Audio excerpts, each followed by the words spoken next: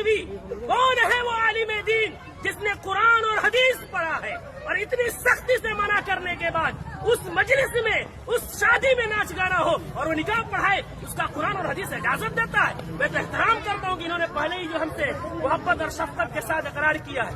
कौन है ऐसा जो जिस मजलिस में नाच हो रहा हो, जिस स्टेज में वेशियों का धंधा चल रहा हो, जिस स्टेज में खड़ा हो करके बहनों के पाँव में घुंघरू बांधा जा रहा हो, उनके सरों से दुपट्टे खींचे जा रहे हो, जिस निकाह जो इबादत है उस इबादत के अंदर मुआशरे के लंगे और लुफंगे और लवंडे औरतों के पीछे तालियां बजा रहे हो, वो निकाह में किस मौलवी का इल्म इजाजत देगा निकाह पढ़ाने का? कौन सी कुरान इजाजत देगी? कौन सी हदीस इजाजत देगी? यहाँ सब कलिमा पढ़ने वाले हैं। हम मरेंगे, रब के सामने हाजिर होंगे। दुनिया की बात छोड़े, हमें ये खौफ क्यों नहीं आता कि निकाह एक इबादत है, नमाज भी इबादत है। नमाज में अगर कोई गाना बजाए, नमाज का मजाक है। निकाह में कोई गाना बजाए, वो निकाह का मजाक नहीं तो क्या है? जो मौलवी कुरान की आयत पढ़ेंगे उनका मजाक नहीं तो क्या है?